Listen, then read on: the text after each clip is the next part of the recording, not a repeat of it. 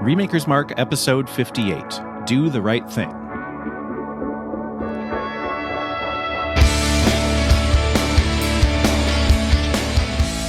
Hello everyone, welcome back to Remakers Mark. Here we are in our 58th episode where we are discussing Spike Lee's seminal film, Do the Right Thing.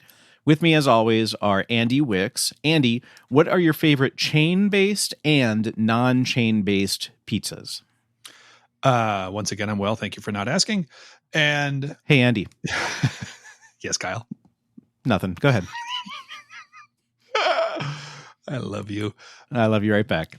My favorite chain-based pizza is going to be Godfather's. Yeah, don't see many of those anymore, but I grew up eating the Godfather's and love it. And then, to surprise none of you, my favorite non-chain-based pizza is Basil's in good old Northfield, Minnesota. Yeah. Mm-hmm. You're as much Basil's as you are Andy, so it makes sense. It is a part of you, fully. Perhaps more so. Yeah. Yes, indeed. Jeremy Nilsson, how are you tonight? Huh? And what are your favorite chain and non-chain based pizzas? I am well, and I don't know if this constitutes a chain, but Pizza Luce is going to be my favorite chain. There's 7 or 8 of them. There's more than one, so I think that constitutes a chain. My favorite non-chain doesn't actually exist anymore, or it does, but under a different name. It is now called Pizza Works, but it used to be called something else, and I've been trying to remember what it was called, and I am kicking myself for forgetting it, but it's a pizza place that was built out of an old theater in Custer, South Dakota. Wow. Remarkably specific. Well done. Yes. And it still exists under a different name and different ownership. The pizza's still great. It's not the magic that it used to be, but it's still a very, very good pizza. It's so good you forgot all about it. Just the name, never the flavor. Lee Hall of Fame, how are you tonight, and what are your favorite chain and non-chain based pizzas? I'm well, and I don't know if it counts, but my favorite chain would be Illuminati's in Chicago, although I haven't been there in a while. And my favorite non-chain, I think, would probably have to be Casetta's in St. Paul. Yum. Yeah, good choice. They have really good pizza. I suddenly am craving a metric ton of pasta and pizza. It's weird. Weird how that happens. Cafeteria style. Yeah, so good. Good choice. And Mark Joesting, what are your favorite chain and non-chain based pizzas? And, how you doing? Very well, thanks. And thanks for asking. You're welcome. I think my favorite pizza chain is probably Topper's. They offer a lovely mac and cheese pizza, in addition to many other things. Nice. And for the non-chain, I'm going to go with a place in St. Paul called Hot City. Oh, wow. Yeah. They sounds delicious. Yeah, pizza's pretty good. The sandwiches are good. But what's special is they will make you one of said sandwiches between 2 slices of said pizza. What? Whoa. Yes, please. They are 2 blocks from my house, and I did not know that about them. Well, I suggest that you enjoy one of these calorie bombs. If Pierre suddenly stops talking on the podcast, we know what he's doing. Or talking with my mouth full. Be right back in 40 minutes. My name is Kyle Delahunt. I will be your host again. My favorite chain pizza, even though it's a very small chain, is Rafferty's up in Nisswa and Brainerd and Cross Lake area, the Brainerd Lakes area, if you will. I thought about that one too. It's the pizza that I grew up on, basically. So every time I go home, we get Rafferty's for sure once, and then the next night we're like, "What should we get for dinner?" And everyone's like, "Maybe Rafferty's." So it's very likely that we have that at least once, maybe twice when we're up there. It's just so good. And my favorite non-chain based would probably be Mesa Pizza in Dinkytown, right across from the Varsity. They're the kind that you buy by the slice, and they are just ridiculous, amazing, weird types. Normally that kind of freaks me out. I'm not like a super traditionalist, but theirs are just so good. They're like, sausage is super good. All the weird like pizzas, like mac and cheese is a pretty normal one for them. They've got like baked potato. They've got all kinds of weird pizzas, and they are so good, just so good. So highly recommend it. Was it a Luce that we used to go to all the time in downtown Minneapolis pre or post show? Yep. Right by the Fine Line. Oh, I miss those days. Yep. Those are good Zaz. I really like theirs. They're where you saw Jenny Lewis, right? Yeah, that's where I saw Jenny Lewis, but I didn't think it was Jenny Lewis twice. That's exactly right. Before the Postal Service show, which is the one show that I can lord over people who, even like the most hardcore music nerds. I was like, yeah, I saw the Postal Service at the entry. They're like, what? It's great. I love it. That was such a fun show. Yes. Andy, this was your choice. Do you mind doing the Remakers Mark recommendation with that in mind? Not at all. I am going to recommend a show on Amazon Prime called Pan y Circo, which is Spanish for bread and circus, which is a reference to, I really wish I knew the Roman poet talking about the two things that were needed to keep the populace docile were what he called bread and circus, or food and entertainment. It is hosted by Diego Luna, and it is a show where he brings people around a dinner table to discuss an issue. Sometimes the people agree, sometimes they don't agree. The discussion is usually very lively. It is in Spanish, so I recommend subtitles unless you are fluent in said Spanish. The first episode, if you're going to dive into it, be warned, the first episode is a little weird because they do it Zoom style because of COVID-19. However, they recorded several episodes before that where they could actually get together in person.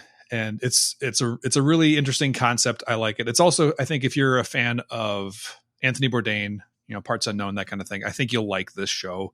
But it's just really, really interesting. The last episode we just finished was one on femicide in Mexico, or the murder of women. Women are killed at a very high rate in Mexico. So it was just really, really interesting to watch that. And it's done in a really interesting style.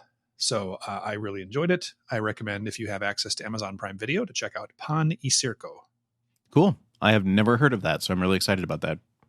Now, let us move on to a summary of the film and our history with, and Andy, why you chose this. So do keep going, Andy. Do the Right Thing is Spike Lee's 1989 hit, depicting one very hot summer day on a block in Bedford-Stuyvesant in Brooklyn, following the intertwined stories of the people who live there. Spike Lee wrote, produced, directed, and starred in the film, playing Mookie, a pizza delivery guy and deadbeat dad who works for Sal at Sal's Famous Pizzeria, a community favorite that has fed people there for 25 years. The film depicts the complicated relationships and racial tensions between white, black, Hispanic, and Asian members of the community, and how everything comes to boil one fateful night. Hilarity? You bet it ensues in a very dark way. I chose this movie to start a little mini series that we are featuring here on Remakers Mark, where we're going to highlight films by directors who are minorities, racial minorities. So because my name starts with A and I go first, I tend to pick the lowest hanging fruit. And I thought I would go with a movie that is considered by many, I think, to be one of the best films ever made by a black director, and that is Do the Right Thing. So I will admit I'd never seen it before. I have little exposure and experience with Spike Lee movies. I certainly know who Spike Lee is. Honestly, I probably knew him most for the Nike commercials he filmed with Michael Jordan, where he plays essentially the same character as Mookie in this movie. He's a little more vocal as Mars Blackman, yeah. Spike Lee doesn't have a lot of like emotional range in his face. That's my history with the movie. Anybody else have any history with it? I had seen it before, although there were big chunks of it that I didn't remember. So I'm wondering if I saw part of it. I don't know. I feel like I saw it, but I can't say for sure. But a lot of it I remembered. And it's one of those films that's been featured on lots of different, shows, documentaries. So that's certainly something that has a lot of cultural awareness to it. So that could certainly speak to it too. But it felt very fresh in my eyes, both in terms of just what I remembered about it and just the feeling of it as a whole, which we will definitely dig into in part two. So as usual in part one here, we are going to recast the film. We are going to recast 2 major characters and 5 minor characters. The first major character we are going to cast is Sal. And Andy, boy, you just keep on a trucking here. Tell us about Sal and who you are casting him with. I will do that right now. Sal was originally played by Danny Aiello. I'm assuming his last name is pronounced Aiello, I think. I'm sorry. No, I think you're right. Danny Aiello. Yeah, that's right. Yeah, that's correct. Aiello. Sounds kind of fun, though. Regardless, Mr. Aiello played Sal, who is the owner and proprietor of Sal's Famous Pizzeria, which has been in the neighborhood for 25 years, as I said. He hopes that his sons will take over the business someday, but they don't seem too interested. Sal has a complicated relationship with his customers. He seems to love them and hate them simultaneously. And in the end, those mixed emotions contribute to the destruction of his livelihood. I liked the Sal character overall. I liked the character. I was not endeared to him because he, like I said, he's very complicated. You can tell on the one hand, he's very devoted to the neighborhood. He's invested a lot of money and time into his restaurant.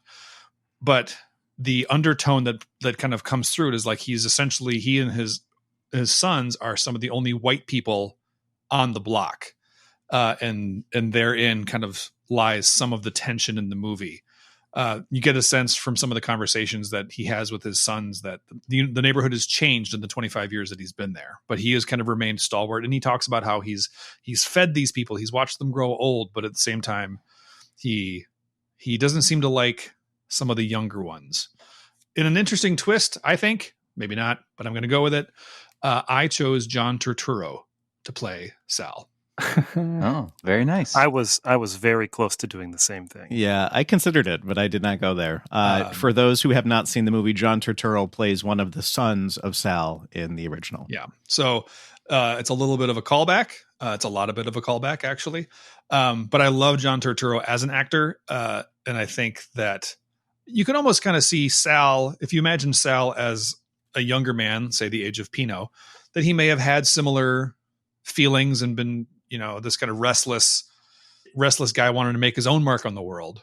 And then now that he's done that, he's kind of gotten older and wiser, and his priorities have changed. So I actually kind of imagine John Turturro almost as his Pino character now, 25 years later. Now he's running the business in that regard. So John Turturro is known for, oh my goodness, so many roles.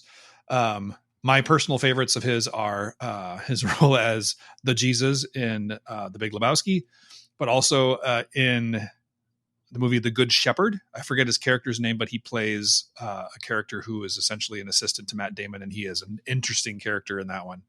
I highly recommend it if you haven't seen that. So, John Turturro. I like that a lot. It's not only clever, which is good, right? I like that aspect of it. I also like mentioning that you kind of want to play it as though Pino got older.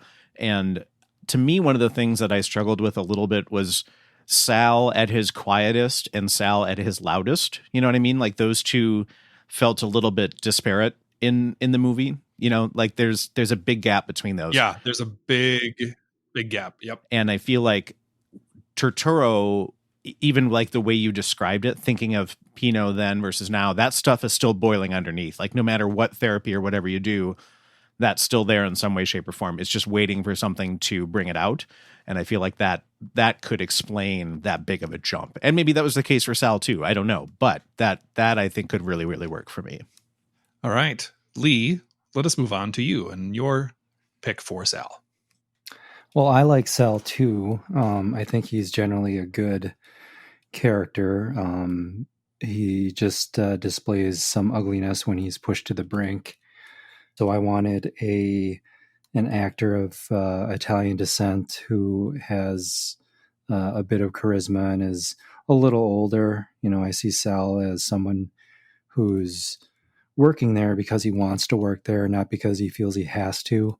It's a business that he's proud of and that he's really, enthusiastic about, even though he has his rough days. So I picked Chaz Palminteri, who has played similar characters to this. A lot of cops, a lot of gangsters, but usually someone with a heart and someone that you do sympathize with in the end. So I thought he was an interesting choice for Sal. Thoughts?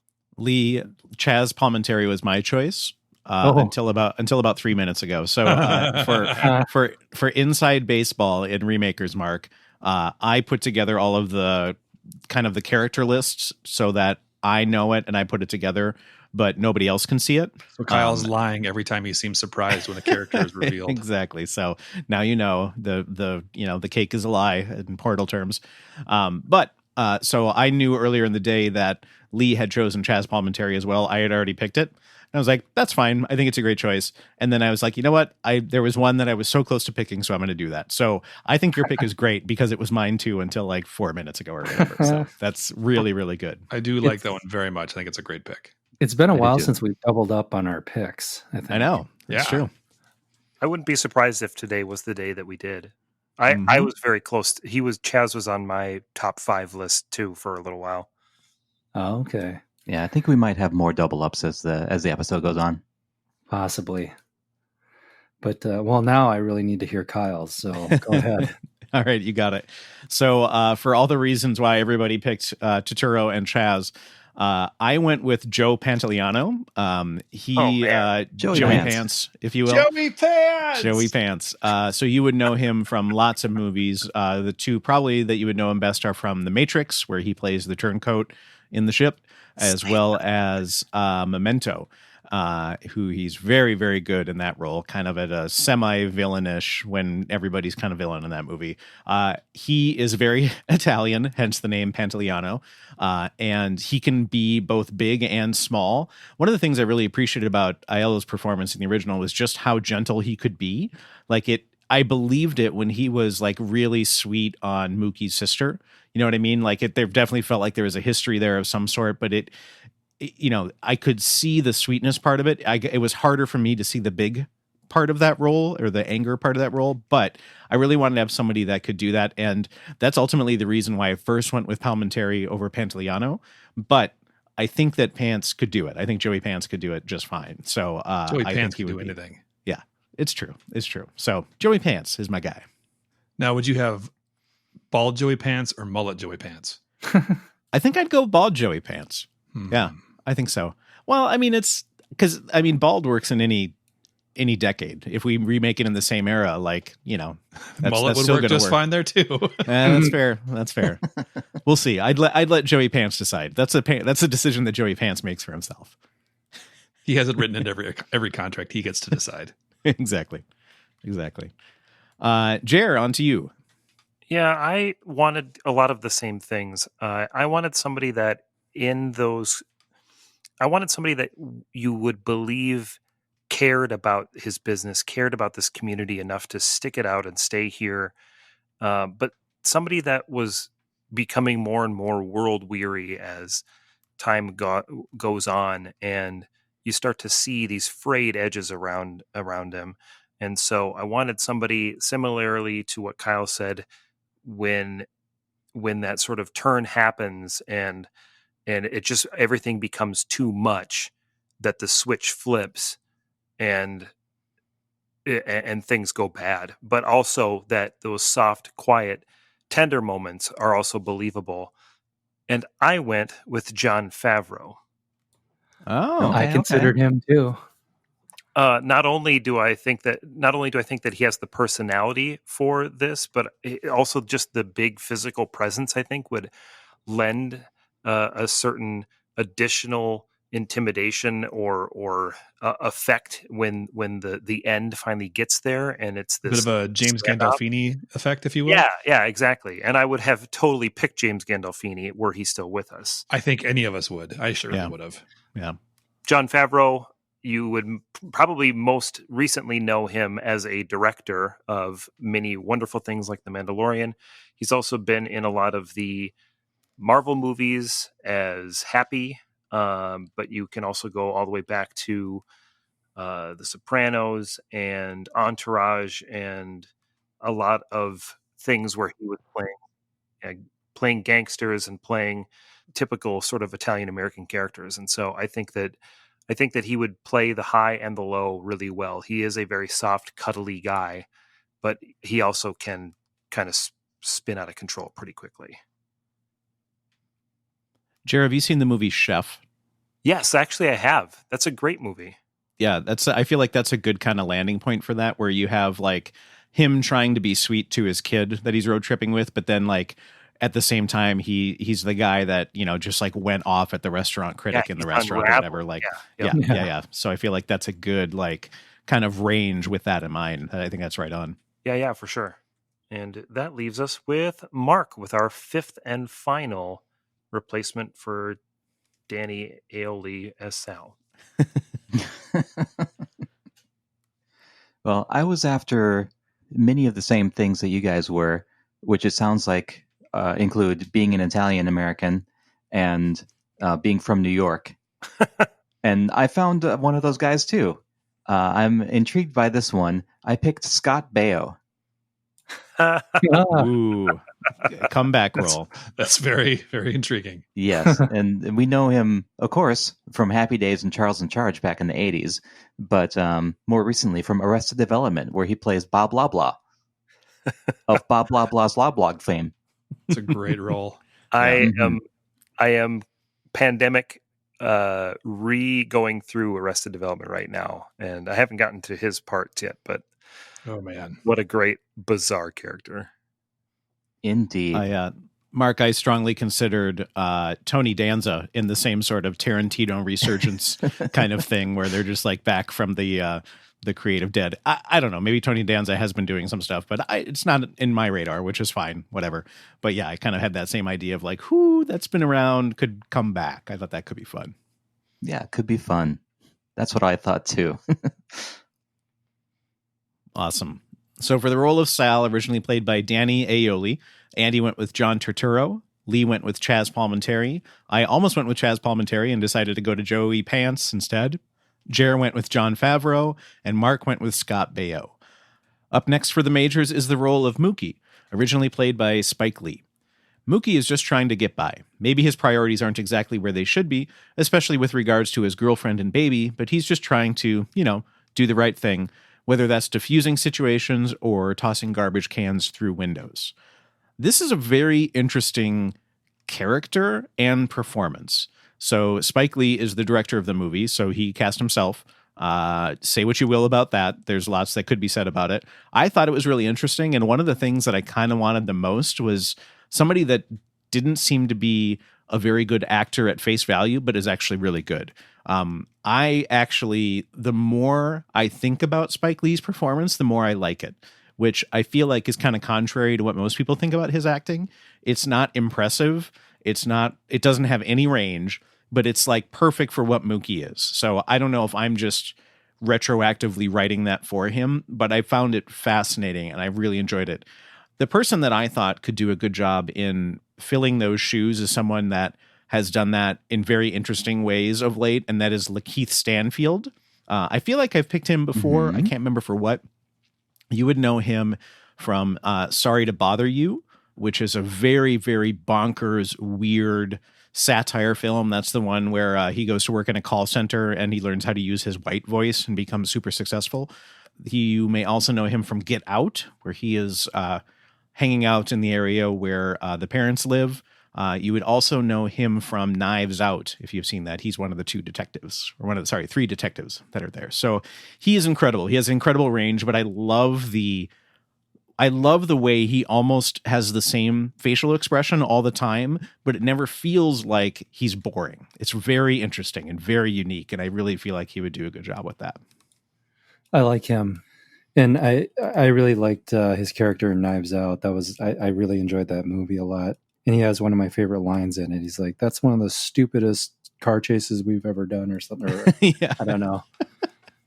And that movie is so good. Yeah.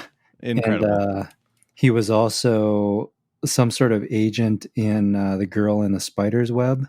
Oh. Girl in the Spider's Web, where he's chasing Elizabeth Salander. Cool. I did not know that. I'll have to see that one. So yeah, I like him a lot. He's cool. He's excellent. He's very understated, and I like that. Yeah, that's exactly what I was hoping for and looking for. Mark, on to you. Who did you choose for Mookie? Well, I too rather liked Spike Lee's performance in the film, even if it really wasn't good acting. There's kind of a flat quality to the delivery that I enjoyed, and I wanted to get somebody who could do that pretty well. Also, maybe somebody who's a little bit on the smaller side. Maybe can do a little bit Weasley. So I picked Donald Glover. I thought you were going to do another Ron Weasley joke. I was very much on the fence. Like I almost picked Donald Glover as well. I thought he might be a popular choice. Yeah. But we know him, of course, from Solo, a Star Wars story where he plays Lando, and in Community where he plays Troy. Yep. He also does a bunch of other stuff, including his music project as Childish Gambino. He's one of those guys that just does everything. I thought about him, but my qualm with him is that he feels very boisterous. He has a much bigger personality than I think Mookie has, and I don't know if that would add to or detract from the role of Mookie. But that I did consider him and ultimately didn't choose him because he just felt too big. When he does the opposite of that is when I like him for Mookie, and I do like his kind of deadpan delivery when he does that. Like in Spider-Man: Homecoming, I forget the name of his character, but he has a small part there, and just a very flat delivery that I like a lot. But hey, Jarrett, since you were just speaking, speak again, please. Oh, absolutely. I as we've been talking, I have been debating in my head making an audible and choosing somebody else, but I'm going to stick with my original pick because my audible pick I think is just too old, even though I really, really like him. So I am going to go with who I had initially thought of and nobody else besides Most Def, who was my audible pick that I chose not to take, but nobody else besides him has even did I even consider, and that is Daniel Kaluuya, who you would know most recently as an Academy Award nominee for Get Out. He was in Black Panther and several other things. I knew him originally from an episode of Black Mirror, and that would be the role that I would probably reference most as far as what I would compare him to. In that role, he was very subdued, very much kind of sleepwalking his way through his existence, through his day to day, in a lot of ways similar to how I felt Mookie was, just kind of going through the motions, doing things, but not really caring about anything. And I think that he could do that, but do it with emotion and have that payoff at the end mean a lot more than I felt it did with Spike Lee. But that's who I went with, is Daniel Kaluuya. He has such a strong presence in Get Out that I would have a hard time with it, but I haven't seen the Black Mirror, and I could see him being more subdued than that. So I think that makes good sense. I dig that. I honestly think he's one of the most talented actors out there right now. He is so good. I clearly need to see more stuff of his. That's great. And with that, let's pass the baton over to Lee. Thank you. My pick for Mookie is someone, since I was thinking of Donald Glover, I thought maybe that might be a very popular choice and didn't want to just double up or triple up. I didn't know who else was going to pick him. And I thought of someone else who was maybe, of a different ethnicity, because I thought it might be interesting to bring someone else in like that. So I went with Danny Pudi, who people would know as Abed from Community.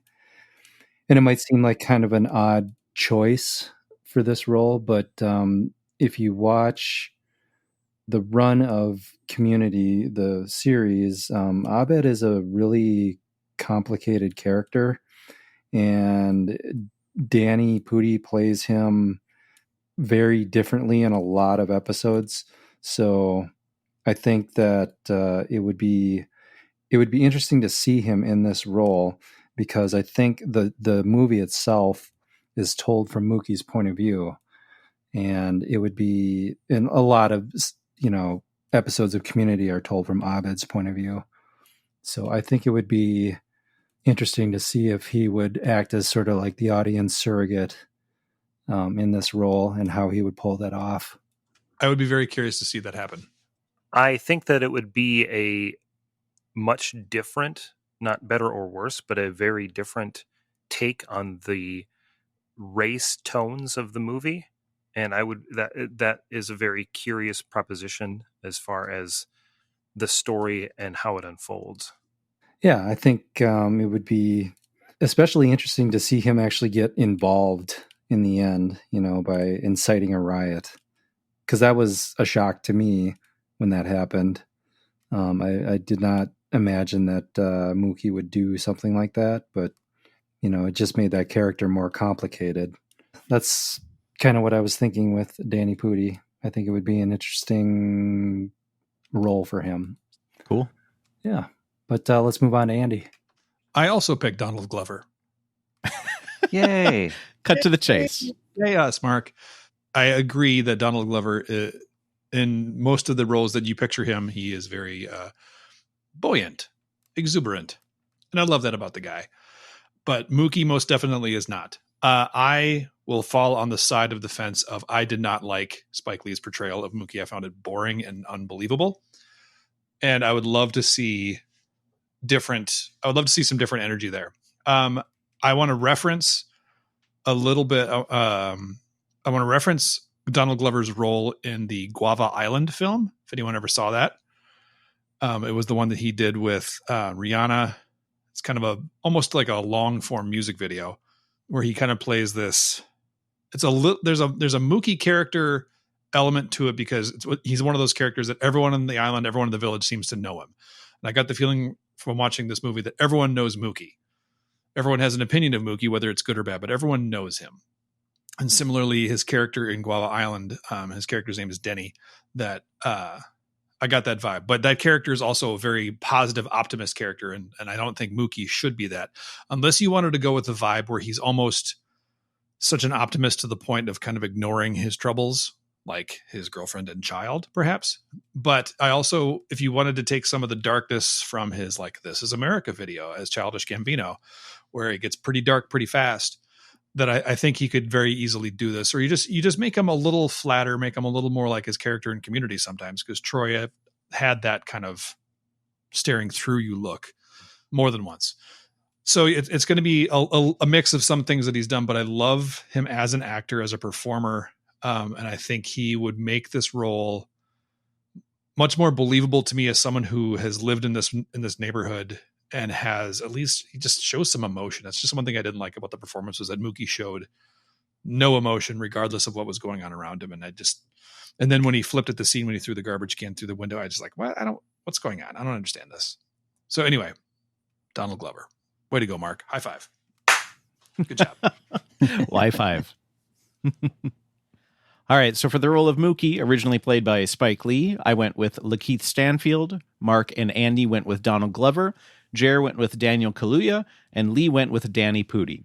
Now on to the minor characters, and the first one is Buggin' Out. Jer, tell us about Buggin' Out.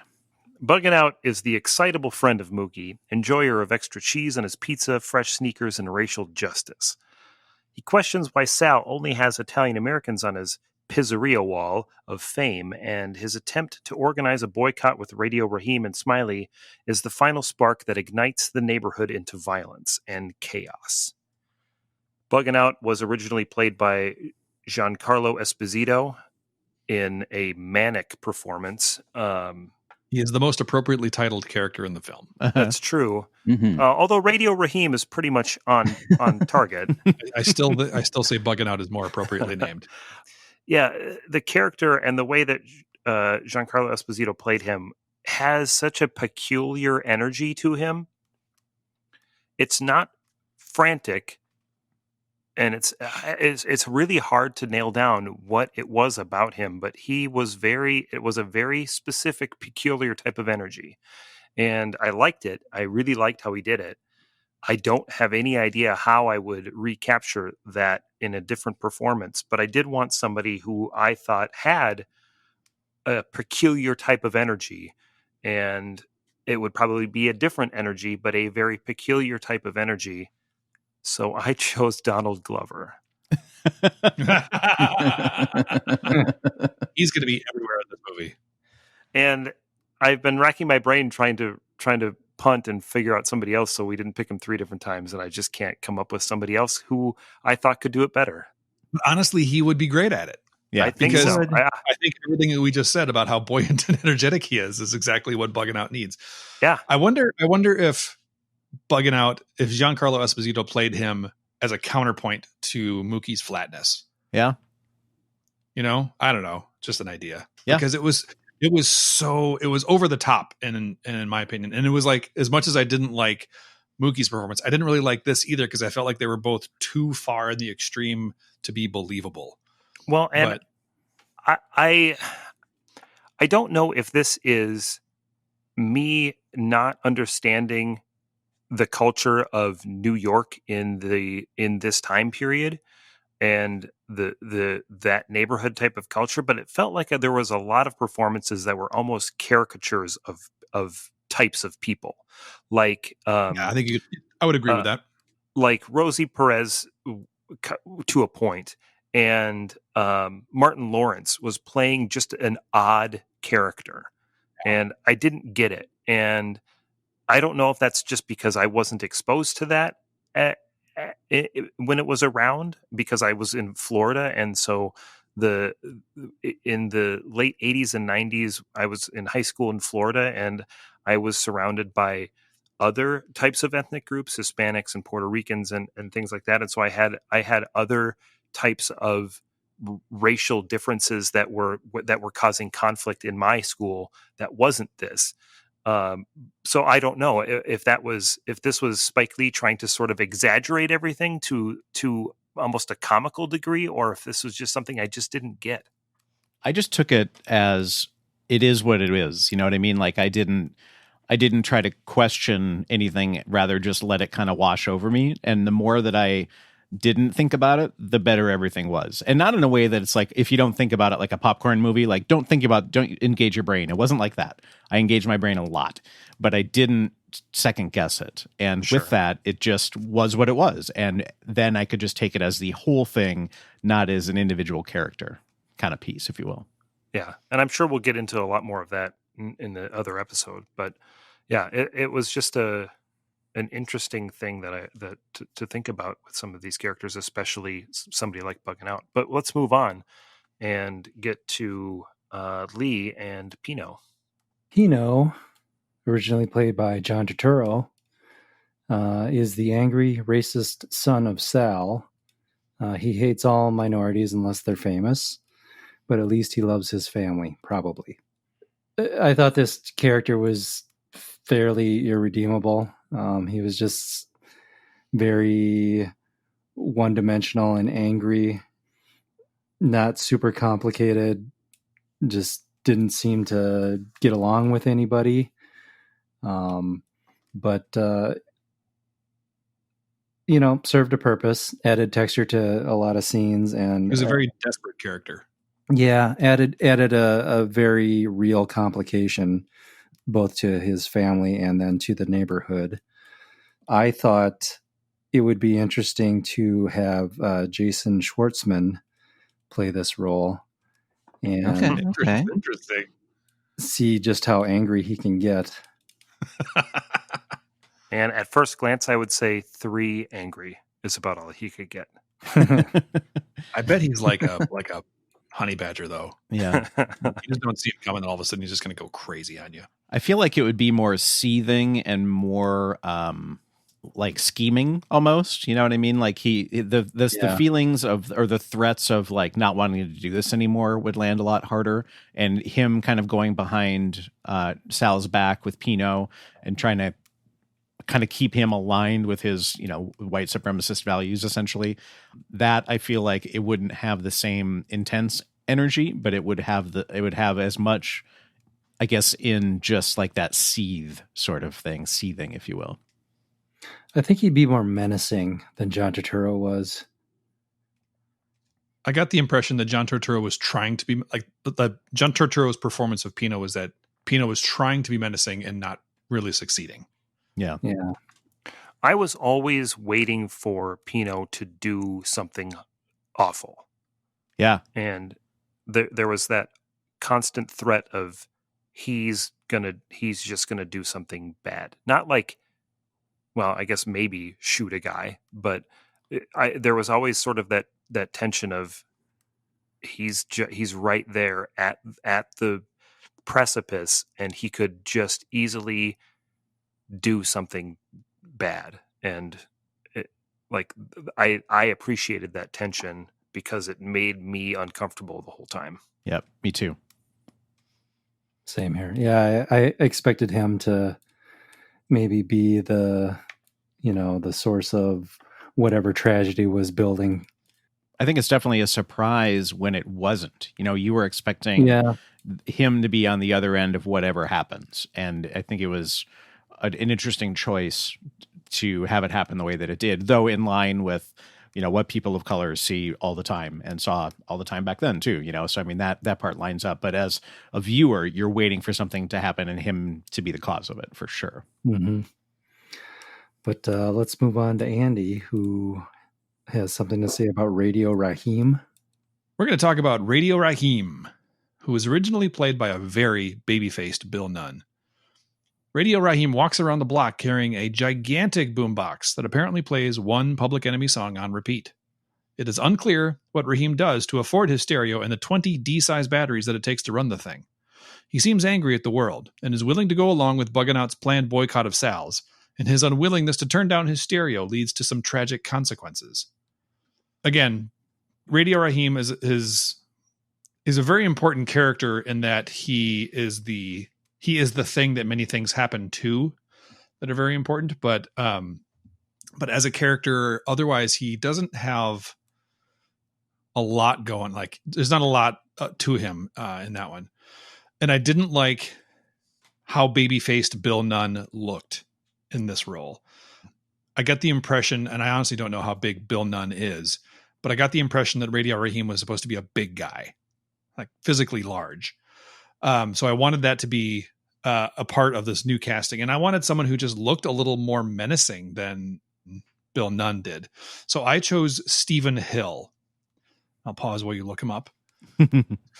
Stephen Hill plays TC on Magnum PI, which is the friend of Magnum who flies the helicopter around the island. But he's also a large and intimidating looking man. So really that's what I wanted most for this. I wanted this to be a character who, when he walks into a room, that he definitely commands the presence of the room and everyone takes note of him. I got the feeling from the original performance that happens because of the giant boombox, which of course is a MacGuffin in a way. I just wanted the character itself, the actor, to be a little more menacing looking. So I went with Stephen Hill, who's only 6'1". I know. We'll give him some platform shoes. So there we go. We're going to move on to Mark, who's going to tell us of DeMayer. Originally played by Ozzie Davis, DeMayer is the elder statesman of the block who is probably drunk and possibly homeless. He doesn't command a lot of respect around the block, but he has his dignity, and when it comes down to it, he has a good soul and a strong moral compass. I wasn't looking for anything complicated in my casting choice. I was going right after his acting chops. And so I picked Forrest Whitaker. Boom. Yeah. Oh, man, that's so good. Nailed it. Nice. Yeah, thank you. And we know him from, well, so many things, but recently Black Panther and also the Star Wars movie, whose title I'm forgetting, Rogue One. There you go. Rogue One. That's a really good pick.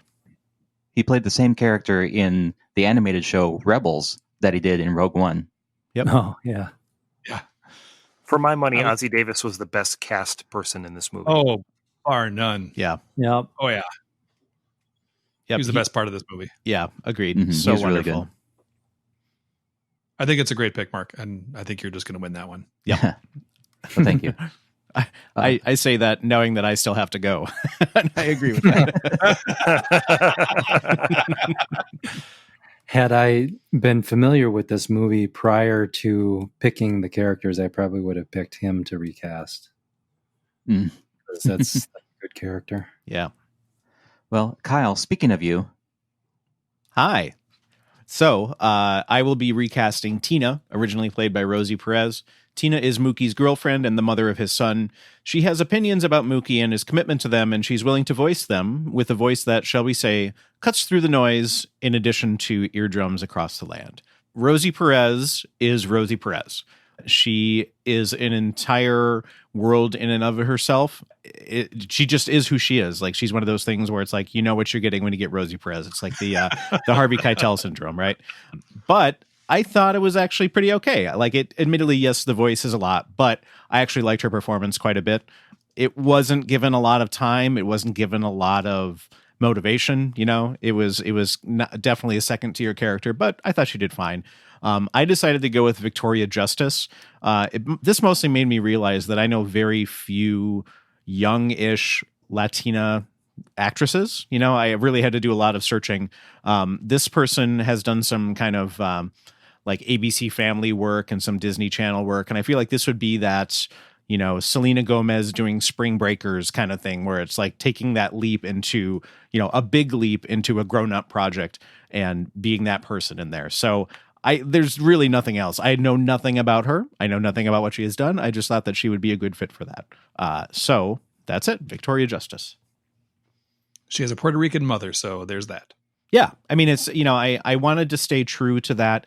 You know, I was talking with Kate about it, and she said, you know, someone like Rihanna would be really great. I really think that's true. I think that would be a great option, but I wanted to stick with that nationality. You know what I mean? Like, with each kind of area represented in different ways, I wanted her to stay true to that, because I feel like Spike Lee made a choice to have her be Latina, and I didn't want to go against that. I didn't want to buck that. There are certainly other great choices, but I decided to just stick with that. So yeah. Tina was a character that I agree that, Rosie Perez's voice aside, that I actually liked her performance of it as well. I thought it was quite good. And this was her first film role. I don't know if anybody knew that. Yeah. True. But I also really liked her performance, and I wish the role was, to me, this role either needed to be cut entirely or made a whole lot bigger. And for what it was given, I just felt like was just not enough. It was, I thought, an interesting subplot that could have fleshed things out a little bit, or it just needed to be cut. Yeah, the whole son girlfriend plot point, I feel like could have used a lot more screen time. Yeah. I mean, it could have been the ultimate motivator, and I think it truly is at the end. You know, when he goes to Sal to get his money for them. You know what I mean? Like, there's no doubt that that is his motivation at that time. And whether the riot was an awakening for him, you know, I mean, I feel like he was getting there, but we can't see any of the journey that he took to get there. And, you know, admittedly, Andy, as you said, like, the flatness of his performance doesn't give us any inkling that we that's can't there. See anything because there's nothing. Right, there. Exactly, yeah. And again, you know, I kind of liked it, but I think in this instance, you don't get any history with them that in a better actor's hand would be kind of written just by how they look at each other, how they interact with each other, for good or bad, you know? So yeah, I think that's a challenge to meet, but yeah, I agree with you in both ways. Okay, well, that wraps up the first part of our discussion of Do the Right Thing. In our next part, we will be talking about the things that we appreciated about the movie, maybe some changes that we would make, and kind of the larger cultural impact, which I think for this film is a big one. And it felt remarkably prescient for today's world. So I'm really looking forward to talking about that in part 2. Remakers Mark is a proud member of the Math is Hard Network. To find out more information about this podcast or any other podcast on the network, check us out at mathishard.net. There you will find show notes with links to all of the people, movies, and links discussed in this episode. This information is also attached to the show file in the podcast client of your choice. You can find us anywhere you listen to podcasts, including Google Play, Spotify, and Apple Podcasts, where you can rate and review Remakers Mark, which would mean the world to us. And now we are on YouTube. Just search for Remakers Mark. We are on Facebook at Remakers Mark, Twitter at Remakers Mark, and Instagram at Remakers Mark Podcast. So please join in the discussion there as well. So, gents, thanks for going on this journey. I'm really excited for part 2 of this. I think it's going to be really great. Until that time, may the Force be with you. And also with you.